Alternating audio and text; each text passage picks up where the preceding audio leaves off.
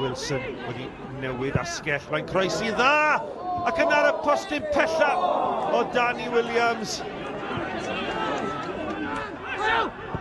Baio ac Fiera helpu'r bel ymlaen at Steff Edwards.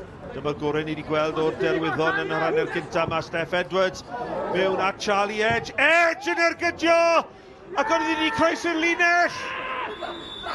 Odi wir, pwy sy'n hawlio'r gol? Fi'n credu taw Adjimang yw e.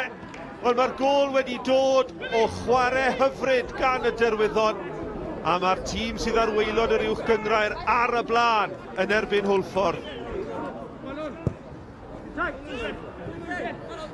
Flint yn troi mewn i drwbl, mae gan Fawcett y bas ymlaen, yn cyrraedd Danny Williams. Yna Lewis! O, modfeddi heibio'r postyn gan Kieran Lewis.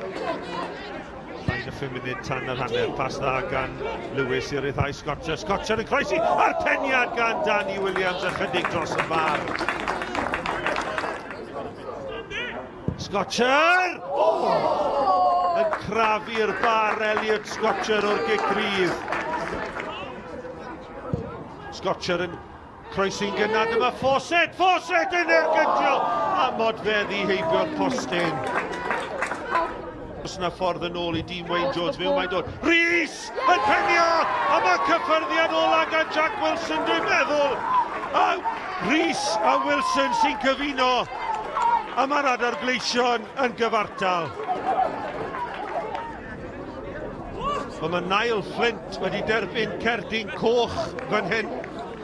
A mae'r Derwyddon yn mynd i fod lawr i 10-10 am yr 8 munud ola. Mae'n ddrama yma o'r ddôl y bont. Hwlffordd newydd ddod yn gyfartal. Flint ar ei ffordd i'r ystafell newid. Y Derwyddon lawr i 10-10. Mae'r croesiad mewn. A Wilson yn troi. Ac yn sgorio! Ac yn ennill y pwyntiau i Hwlffordd. A drychwch ar y dathlu yma ar ddôl y bont. 2 gol mewn 10 munud. Reit ar y diwedd yn ennill y pwyntiau ac yn torri calonnau 10-10 y Derwyddon.